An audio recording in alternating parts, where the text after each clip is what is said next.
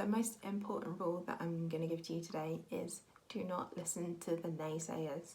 I've found that there are so many people in life that are just negative. Everything is, oh, but you shouldn't do that, or oh, but what if that, and oh, no, just go out and do what you've set out to achieve.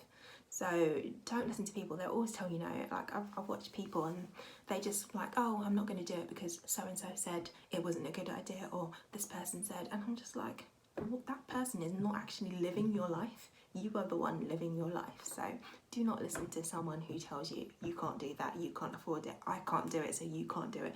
Be the one to prove that you actually can. If you've set yourself a goal, achieve it. If you want to get a property this year, get one. Just prove to yourself and to others that you can do what perhaps they think you might not be able to do. So that is, I think, a really, really, really important rule. Do not listen to anyone that tells you no. And when you find a property as well, sometimes it's good to take someone along with you to kind of, you know, give you confidence in what you're buying. But again, like when I got my flat, it was a renovation project, so it was people couldn't really see the potential because it was small. Like, I know I brought a friend there to have a look at it. Like I got a side eye, and you could just tell that that person was not, like, she was not getting it. And it was only after it was done that it was like, oh, okay, so you've done here. So not everyone has your vision. So you have your vision, you know what you're trying to achieve, and you know what outcome you're looking for. So make sure that you don't listen. Take advice, definitely, but don't listen to anyone that just says, oh no, you've not got enough, or you can't do that. You can do what you want in life, you know. If you set out to achieve it, you can actually, I know that's, again, very cliche, but you can do whatever you set your mind to do. So definitely go for it. Okay, so number 6 is get an agreement in principle, an AIP. You can do that very easily. You can go online to any of the banks, any of the lenders, and it's so quick. You just fill out your details, you fill out your like how much you earn per month or per year, whatever, how much expenses you have, like what you spend out per month, and all different things, and then they will give you a figure. And also what they do is, bear in the mind that I'm in the UK, so I think this is roughly it. If you earn £30,000, they will times that figure by 5, and they'll be like, okay, so you earn £30,000, times that by 5, that's 3 times 15, 3 times 5 is 15, 150,000. So they're going to give you 150,000. So you've got their 150,000 plus your deposit, and then that will be your agreement in principle. If you earn less than 30k, it's 4.85 or 4.75. It just depends on the banks, somewhere around there. It's going to be a bit less because obviously you earn less, so therefore you can afford less per month. It makes sense, you know. So yeah, roughly 5 times your wage, add your deposit to it, that will be your agreement in principle. And that is very important because you know you won't get anywhere with an estate agent if you don't have an agreement in principle. That's what they're going to be looking for, because they're going to know that you're not wasting their time just going on viewings of lovely houses that you can't afford to buy. So make sure that you get that sorted. They're going to ask you for that, and they're going to ask you for proof of your deposit as well, so like a screenshot of your bank account with your money in it or something like that, or not a screenshot, probably something a bit more official like a statement, but they're going to want to see that you're serious. So definitely get an agreement in principle as soon as you feel like you're ready, or even before actually, because agreement in principles, I think before they used to like affect your credit score, but now they're soft searches, so there really is no downside to getting one. If you're not sure if you're ready at the minute, just go on, type in your details, get an agreement in principle, and you might actually think, oh, I can actually afford that, or I can actually do something with this. You never know, and you won't know until you try. So if you think you're uncertain, check it out, get an AIP, and then you know what you're working with, and actually you can then work towards what you want. If it's a bit low and you think, oh, they're only giving me £20,000, then you know you've got a way to go or whatever. So you might get a nice surprise. Okay, so the next thing is, just once you have that agreement in principle, you just need to find a property that matches your budget. And you know, as I said to you before, everything was minus because of the car loan and things that I had, but I managed to find something for myself.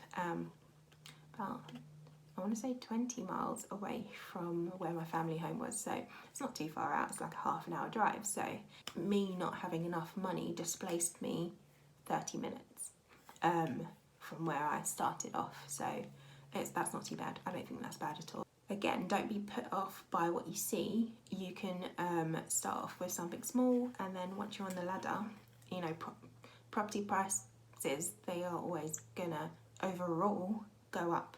So they might fluctuate a bit, but eventually they're going to go up. Property is cyclical, and it just, you know, if it goes down, it goes back up. It's just a trend. Yeah, and I don't say that casually, because, you know, I have, you know, maybe it's good to say actually, I have an undergraduate degree in architecture and I have a master's degree in real estate development, so that's why I'm interested in property development and things like that. Obviously, I don't officially go into it, I'm a teacher, as I said, but because I wanted to do this on the side, and teaching is very stable, so it enabled me to have a good wage coming in so that I can then get started on property. So but yeah, I know some of what I'm talking about. I wouldn't say I'm an expert, but I've studied it a little to know that it's cyclical and that it will go up when it goes down, and that overall it will rise. People are always being born. People aren't dying so much because there's, you know, good healthcare around. So like, we are overpopulated as a country. Houses are always going to be being built, and, you know, the people who are buying those houses are moving out of the houses where, you know, they originally were, so that the market will have to keep on ticking over. And you know, there's housing shortages, so it's going to keep on going up. So definitely, if don't wait for them to come down before you buy. They're going to go up anyway, and start off with something small. If you think that you know, maybe it's not what you like, just get it anyway to get on the property ladder. You're going to make your money. My flat that I bought was a 1-bedroom flat, and I like space. Like, I have a lot of stuff. So I like space, and that 1-bedroom flat was tiny for me as a person. It was tiny. My kitchen was 1.5 meters by 1.5 meters, and my bathroom was also, it wasn't even a bathroom, it was a shower room, was 1.5 meters by 1.5 meters. And if you're not good with measurements, get a tape measure and you'll see just how tiny that kitchen and that bathroom was. But I made it work for me, and I like cooking. I like doing fresh pasta, rolling it out of my pasta machine, and doing my cakes and doing my pastries, my homemade this, that, and whatever. And so it was a compromise, but I compromised to be able to get on the property ladder, to then be able to sell my flat at a profit after having renovated it. And then now I'm living in a 3-bedroom house, so I have that space that I wanted because I was prepared to compromise. So, you know, you might find that you have to sacrifice a little to then get a lot. And it's worth doing. So look for a property that matches your budget, and don't be put off by its size or its location. You can change that, you can sell. There's always going to be someone looking for what you're selling. You know, if things might stay on the market for a little while, but eventually they get sold. So yeah, just get what you can. Okay, so that kind of concludes my 7 tips for you of how to get started and get on the property ladder. That's, as I said, what's worked for me.